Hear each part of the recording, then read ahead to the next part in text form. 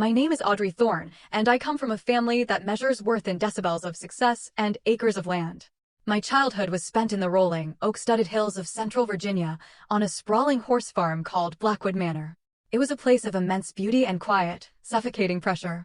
My father, Alistair, was a man who believed legacy was something you built with stone, steel, and unwavering ambition. My older brother, Julian, was his perfect heir, charismatic, ruthless in business, and possessing the same booming voice that could command a boardroom or a hunt club with equal authority. I was the quiet one, the observer. While Julian was learning to ride, to shoot, to command, I was learning to read the subtle language of the horses, the shift in a mare's eyes, the twitch of an ear that spoke of fear or trust. I found my solace in the barns, in the smell of hay and leather, in the patient, non-judgmental presence of the animals. My father saw this as a gentle failing. "A sweet girl," he would say to guests, a hand on my shoulder that felt more like an anchor than an embrace, "but she lacks the fire." Not like her brother. My mother, Genevieve, a woman of brittle beauty and social grace, echoed his sentiment. Her role was to be the polished frame for my father's masterpiece, and she expected me to understand my place as part of the decorative background. I escaped to college, choosing a small liberal arts school in North Carolina, as far from the competitive world of Blackwood Manor as I could get. It was there I met Mark. He was a musician, a poet, a man whose currency was emotion and whose ambition was to live a life of meaning, not acquisition. He saw the person I was, not the person my family wanted me to be. We married young, fueled by a shared dream of a different kind of life. My family attended the small ceremony in a wildflower meadow with the strained politeness of visiting royalty. Julian's wedding gift, a check with an ostentatious number of zeros, was accompanied by a toast. "To my little sister," he'd said, raising his crystal glass. "May she find happiness in the simple life she's chosen. We'll all be here when she's ready to come back to the real world." For a few years, the simple life was more than enough. Mark and I moved to a small town outside of Asheville. He taught music, and I worked in community arts administration. We didn't have much, but we had a wealth of love and shared purpose. When our daughter, Maya, was born, my world bloomed in a way I'd never known. She was a vibrant, curious child, with my dark hair and her father's soulful eyes. Holding her tiny form, I made a silent vow that she would always be seen, always be heard, and always know that her worth was inherent, not something to be earned or proven. The first shadows fell when Maya was 3. Mark was diagnosed with a rare, aggressive form of leukemia. Our world of poetry and music was violently interrupted by a world of sterile hospital corridors, hushed consultations, and terrifying prognoses. We fought for 2 years. I left my job to become his full-time caregiver, while he poured what little energy he had into writing songs for Maya, a legacy of love he knew would have to outlast him. He passed away on a crisp autumn morning, leaving a gaping hole in our lives and a mountain of medical debt. I didn't tell my family the extent of our financial ruin. I knew their help would come wrapped in a thick blanket of "I told you so." My mother's response to Mark's death was telling. "It's a tragedy, of course," she'd said over the phone. "But perhaps it's a chance for you to finally build a stable life for yourself and that child." Single motherhood at 29, grieving and broke, was a crushing reality. I sold our small house to pay off the last of the hospital bills and moved with Maya into a modest 2-bedroom apartment. I found a job as a communications coordinator for a local nonprofit, a role that fed my soul, but barely paid the bills. On a few desperate occasions, I had to swallow my pride and call my father. The wire transfers always arrived within the hour, followed by a lecture on the importance of sound financial planning and making smarter life choices. Meanwhile, Julian's star continued to rise. He had taken over the international division of my father's development corporation, marrying a woman named Catherine, an heiress to a shipping fortune. They lived in a stunning glass house in the Virginia countryside, their child-free life a whirlwind of galas, overseas travel, and equestrian events. They were the embodiment of the Blackwood Manor legacy. Despite the pain and the distance, I wanted Maya to know her family. A child, I reasoned, deserves a sense of her roots, even if those roots are tangled and difficult. So, when the invitation arrived for my father's 70th birthday celebration, a grand weekend reunion at Blackwood Manor, I decided, against my better judgment, that we would go. "Are you sure you're ready for that?" my friend Sarah asked, her brow furrowed with concern. "They're her only living grandparents," I'd replied, the words tasting like an excuse even to my own ears. "Maya has a right to know them. I can be her shield. It's just for a weekend." Maya, at 6, was a whirlwind of light and sound. She possessed a deep, joyful empathy and a passion for storytelling. She would act out elaborate tales with her dolls, giving each one a distinct voice and personality, a gift inherited from her father. The trip to Blackwood was, for her, a grand adventure. Will we see the horses? And will Uncle Julian be there? Can I tell him the story about the brave princess and the dragon? She chattered as we drove through the familiar gates of the estate. Yes, to all of it, my love, I'd promised, my own heart a tight knot in my chest. I hadn't mentioned that the entire weekend was being filmed. My father, in his quest to immortalize the Thorne dynasty, had hired a professional film crew to create a family documentary. As our small, practical car crunched to a halt on the gravel drive, dwarfed by the fleet of luxury vehicles already parked there, I felt that old, familiar sense of inadequacy wash over me. The great oak doors of the manor swung open, and my mother stood there, a vision in cream-colored silk. "Audrey, you made it," she said, her smile a masterpiece of social obligation. Her gaze swept over me, a silent critique of my simple dress, before landing on Maya. And little Maya. "My, you've gotten so tall." The house was abuzz with caterers, staff, and family members I hadn't seen in years. My father was holding court by the massive stone hearth, a glass of single malt scotch in his hand. He gave me a cursory nod. Julian and Catherine greeted us with the polished warmth of practiced hosts. "The prodigal daughter returns," Julian said, his voice laced with its usual patronizing amusement. "Still saving the world one nonprofit at a time?" "Something like that," I replied, forcing a smile. "It's good to see you, Julian." Catherine, ever gracious, knelt to Maya's level. "It's so lovely to finally meet you properly, Maya. Your cousins are out by the pool, if you'd like to say hello." Maya looked to me, her eyes wide with a mixture of excitement and shyness.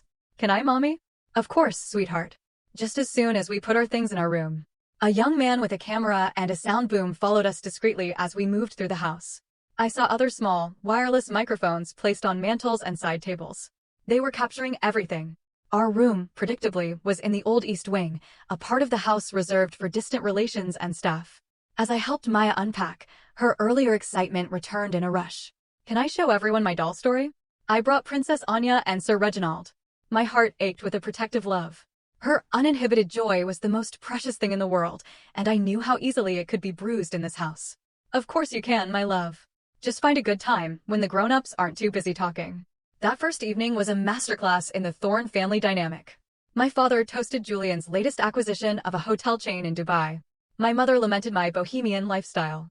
My cousins, a pack of well-dressed, competitive children, sized Maya up and found her wanting. They spoke of ski trips to Goshtad and summers in the Hamptons, their conversation a casual display of privilege that left Maya wide-eyed and silent. Later, as I was helping clear dessert plates, my Aunt Cecile cornered me in the pantry.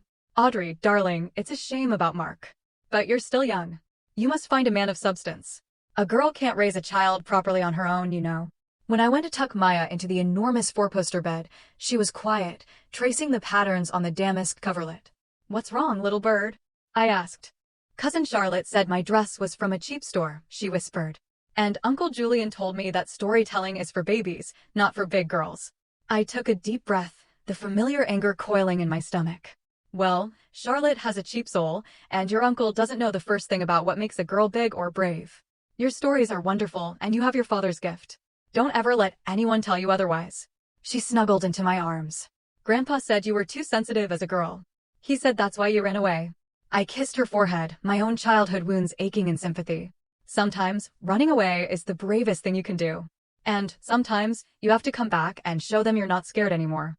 But as I lay awake that night, listening to the distant clinking of glasses and my family's self-congratulatory laughter, I knew I was still scared. I had walked back into the lion's den, naively believing I could protect my cub, without realizing the lions hadn't changed at all. The next morning, the grand hall of Blackwood Manor was bathed in sunlight, the light glinting off the polished silver and crystal on the long banquet table. Maya, her spirits renewed by a night's sleep, was chattering excitedly about the horses she'd seen from our window. The family was assembled, a tableau of casual elegance. The film crew moved silently in the background, their lenses capturing what my father fondly called a portrait of a dynasty. The children were relegated to a smaller table at the end of the room, a silent but clear demarcation of their status. As the adults lingered over coffee and pastries, their conversation a predictable mix of business and polo scores, the children finished their breakfast and moved to a designated play area in a sun-drenched alcove of the great hall. I watched Maya, a book of fairy tales in her lap. She began to whisper the story to her doll, Princess Anya. Her voice, soft at first, grew in volume and expression as she became lost in the world she was creating. She gave the princess a high, noble voice and the dragon a low, rumbling growl.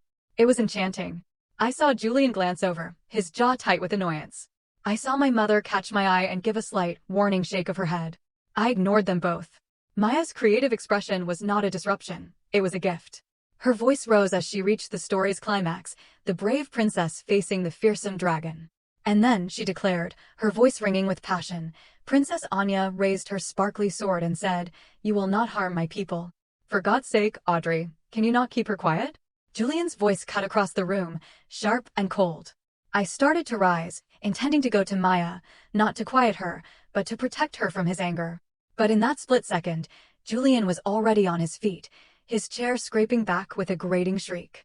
He moved with a swift, predatory grace toward the alcove where my daughter sat, lost in her innocent world. He reached her before I could. Maya looked up, her face alight with the thrill of her story, a smile on her lips. The smile vanished, replaced by confusion, then shock, as Julian's open hand struck her across the cheek. The sound was a sharp, ugly crack that seemed to suck all the air out of the vast room. Time fractured. Maya's head snapped to the side. The fairy tale book slid from her lap to the floor. A raw, red mark began to bloom on her delicate skin. Julian stood over her, his face a mask of cold fury. "There will be no more of this nonsense," he said, his voice loud enough for the entire room and the ever-present microphones to hear. "Learn to have some dignity." My father's voice, thick with amusement, broke the stunned silence. Well, he chuckled, she needed to learn some shame. A girl can't go through life making a spectacle of herself. My mother's light, musical laugh was the final blow. "Oh, Alistair. Julian was always so good at teaching his little sister her place." The world came rushing back in a torrent of white-hot rage and crystalline clarity. I was across the room in an instant, scooping Maya's trembling, sobbing body into my arms. "What is wrong with you?" My voice was a low, dangerous hiss aimed at my brother. "She is a child. She's a thorn," he shot back, unfazed. "And she needs to learn to behave like one. Perhaps if you'd learned that lesson, you wouldn't be a penniless widow living on charity." I held Maya tighter, her face buried in my shoulder.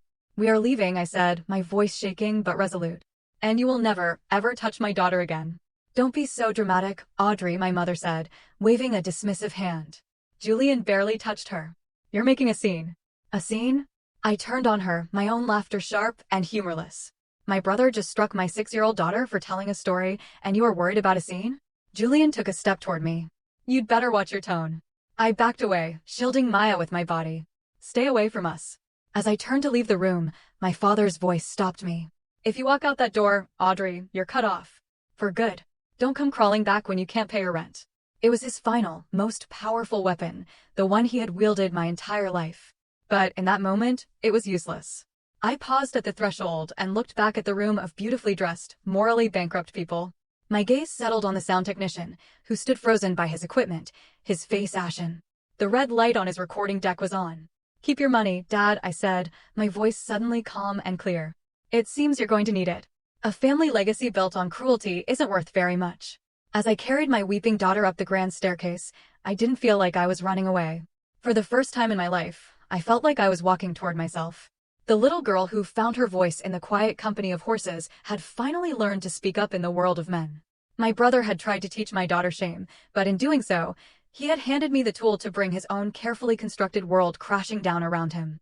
Once in the quiet sanctuary of our room, I held Maya, murmuring soft words of comfort until her heartbroken sobs softened into hiccuping breaths. I gently cleaned her face, the red handprint a stark testament to the violation. "Why, Mommy?" she whispered, her voice small and wounded. "Why did he do that? Was my story bad?" The question was a knife in my heart, twisting with the ghosts of my own childhood. "No, my love. Your story was beautiful," I said, my voice fierce with conviction. "Uncle Julian was bad. What he did was wrong. And Grandpa and Grandma were wrong to let him. No one, ever, has the right to hit you for using your beautiful voice." As she clung to me, a deep, cold resolve settled over me. This was not just about a single, violent act. It was about a lifetime of permissible cruelty, a generational pattern of abuse that had been passed down like a cursed heirloom. And it was going to end. Here. Now. With me. A quiet knock came at the door. I tensed, moving to shield Maya. "Who is it? Clara?" "It's David. The director." The voice was hushed, urgent. I opened the door a crack. David, the head of the film crew, was a kind-faced man in his 50s. His expression was one of profound distress. "I am so sorry for what happened," he whispered. My sound engineer captured all of it. Crystal clear. "Your father is already downstairs demanding we erase the footage." My heart began to pound, a slow, steady drumbeat of purpose. "Can you?" He shook his head, a small, conspiratorial smile touching his lips. "The raw footage automatically uploads to a secure cloud server. Protocol for a project of this budget. He can have the local files, but the originals are safe." He slipped a small, discreet business card into my hand. "That's the production company's legal department. If you need access to that footage for any reason, they are obligated to provide it to you, as you are a subject of the film. Just mention my name." "Thank you," I breathed, the words feeling utterly inadequate. "Protect your little girl," he said, his eyes filled with a father's empathy, before he turned and disappeared down the hall. As I packed our bags, my hands moved with a newfound sureness. The fear and shame that had clung to me for years were being burned away by a clean, righteous anger. Before we left, I took a photo of Maya's cheek with my phone. The mark was still visible, a faint but undeniable shadow. We slipped out of the house through a side door, avoiding the grand foyer where my family was likely regrouping. As we walked to the car, Catherine, Julian's wife, intercepted us near the rose garden. Her face, usually a mask of serene perfection, was pale and strained. "Audrey, wait," she said, her voice low. "I saw what he did. It was monstrous." I waited, saying nothing. "This isn't the first time I've seen his temper," she confessed, her eyes darting nervously back toward the house. "He breaks things. He yells. He frightens me." She looked at Maya, who was hiding behind my legs, and her composure crumbled. "To do that to a child. I can't be a part of this anymore." I saw in her eyes the same dawning horror that was taking root in my own heart. This was bigger than one slap. "Are you okay, Catherine?" I asked, a genuine question. She shook her head, a single tear tracing a path through her perfect makeup. "No, but I will be." She pressed a piece of paper into my hand. It was her personal phone number. "If you need anything, a witness, a place to stay, anything, you call me." The drive away from Blackwood Manor felt like an exodus. Maya slept in the back seat, exhausted by the emotional turmoil. I drove not to our small apartment, but to Sarah's house, a cozy cottage filled with books and plants and warmth. "He did what?" Sarah's voice was a mixture of fury and disbelief as I recounted the morning's events later that evening, after Maya was safely tucked in bed. "And my parents just watched," I said, the memory still raw. They laughed. "These are not people, Audrey. They're monsters in expensive clothes." She put her arms around me. "You're staying here. For as long as you need. We'll figure this out together." The next few days were a whirlwind of focused action. My first call was to a child advocacy lawyer Sarah recommended. I explained the situation, emailed her the photo of Maya's cheek, and told her about the documentary footage. "This is a very strong case," the lawyer, Ms. Evans, said, her voice calm and professional. "Not just for assault, but potentially for emotional distress. The corroboration from the film crew is a game changer. What is your desired outcome?" "I don't want their money," I said firmly. "I want accountability. I want to ensure my brother is never in a position to harm another child. And I want to protect my daughter from ever having to see him or my parents again." Ms. Evans outlined a strategy. We would start by sending a cease and desist letter demanding no contact with me or Maya. Then we would use the evidence to create leverage, not for a lawsuit, but for change. My phone, which I had silenced, was filled with a predictable barrage of messages. My father's were cold and threatening, speaking of legal action for slander. My mother's were pleading and manipulative, talking about family unity and forgiveness. Julian's were a volatile mix of rage and panic demands that I fix this. I ignored them all and focused on the next step. Julian's public persona was meticulously curated. He served on the board of several prominent charities, including the Blue Ridge Children's Alliance, an organization dedicated to protecting at-risk youth. He was a celebrated alumnus of his university, frequently speaking to students about ethical leadership. This hypocrisy was his greatest vulnerability. With Ms. Evans' guidance, I drafted 2 letters. The first, to the executive director of the Children's Alliance, was a carefully worded, anonymous tip detailing the incident and suggesting they review the footage from the Thorne family documentary for their own due diligence. The second letter went to the dean of the business school at Julian's alma mater. "Are you sure about this?" Sarah asked, watching me seal the envelopes. "This will ignite a war." "The war started a long time ago," I replied. "I just decided to finally fight back."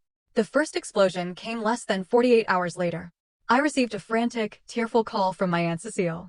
"Audrey, what have you done?" The Children's Alliance has suspended Julian from the board pending an investigation. It's all over the county.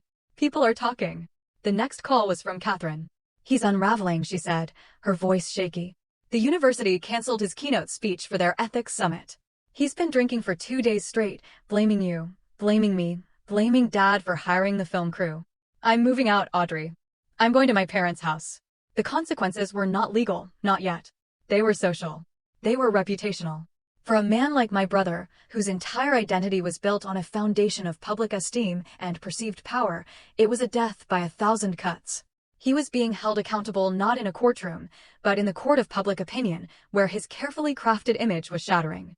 A week later, a thick envelope arrived from my father's attorney, threatening a multi-million-dollar lawsuit for defamation and emotional distress unless I issued a public retraction. Miss Evans laughed when I read it to her. It's a scare tactic. They have no case. Truth is an absolute defense, and we have the truth on film. Let them file. The discovery process would be a nightmare for them. I was beginning to understand that the power dynamic had fundamentally shifted. The fear they had wielded over me for 3 decades, the fear of disapproval, of being cut off, of being cast out, was gone. In its place was the quiet, unshakable strength of a mother protecting her child. The turning point came in the form of an unexpected phone call. It was my father. His voice, for the first time in my life, was not booming or commanding. It was small. Audrey, he said. We need to talk. I have nothing to say to you, I replied, my voice even. Your grandmother is here, he said. She insists on mediating. Please. Just come to the house. No lawyers. Just family. I hesitated. But the thought of my grandmother, the family's formidable and fair-minded matriarch, gave me pause.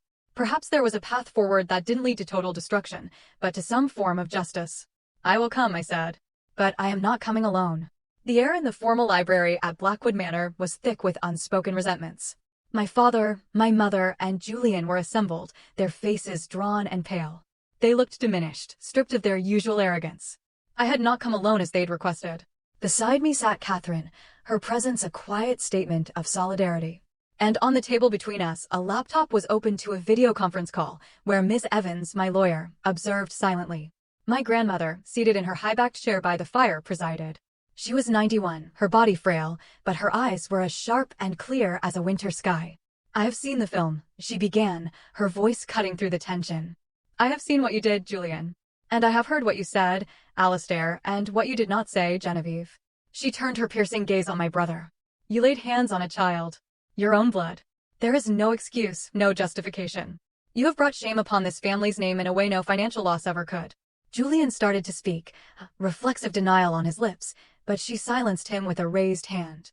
And you, Alistair, she continued, turning to my father. You encouraged it. You laughed. You, who know what it is to be struck in anger by a father. My father flinched as if he'd been slapped himself. The library was deathly quiet. This is not about money or reputation, my grandmother said. This is about the soul of this family. And it is sick. It has been sick for a very long time. She looked at me, and for the first time, I saw not a formidable matriarch, but a woman filled with a deep, weary sorrow. You did what you had to do, Clara. You protected your child. You broke the silence. Now, the question is what happens next. I want to know why, I said, my voice steady, addressing my brother directly. Why would you do that to a 6-year-old girl? Julian looked at me, and in his eyes I saw not malice, but a hollow, desperate emptiness.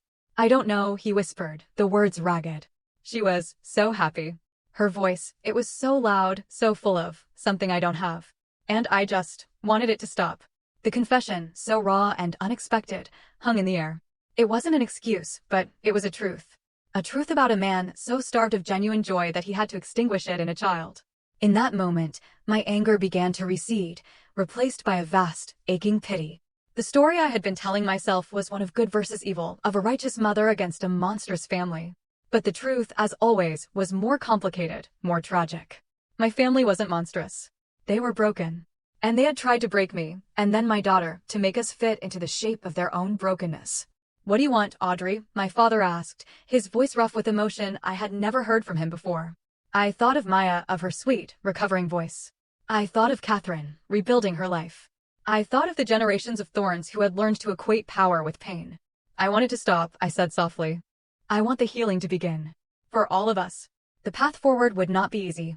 It would involve therapy, individual and family. It would require Julian to step away from his public roles and do the deep, difficult work of confronting his demons. It would mean my parents would have to dismantle the toxic hierarchy they had spent a lifetime building. It would require me to learn to trust again, to set boundaries of steel, and to teach Maya that forgiveness is not the same as forgetting. There was no victory in that room, no satisfying revenge. There was only the quiet, somber beginning of a long and difficult peace. As we left the library, Catherine took my hand. "You did it, Audrey," she whispered. "You saved us." I looked back at my brother, who was now weeping silently in a chair, and my father, who had his hand on his son's shoulder, not in pride, but in a gesture of shared, profound grief. And I realized Catherine was right. In fighting to save my daughter, I may have inadvertently opened the door for my entire family to save themselves. Months have passed since that day in the library. The journey is ongoing. Julian is in intensive therapy. Catherine has filed for divorce, a quiet, amicable process of untangling two lives. My parents are in counseling, learning a new language of emotion and accountability. Our relationship is tentative, fragile, but for the first time, it feels honest. Maya is thriving. She sings constantly, her voice a joyful, unapologetic presence in our small, happy home. The shadows of that day have faded, replaced by the resilience that only a child who knows she is deeply and fiercely loved can possess. Sometimes, late at night, I think about that documentary. My father's monument to a false legacy. It will never be completed. Instead, it became an accidental testament to a different kind of story, not of a dynasty's power, but of its painful, necessary unraveling. It captured the moment a cycle was broken, the moment a mother's love proved more powerful than a father's pride, the moment a little girl's voice, intended to be silenced, ended up setting everyone free.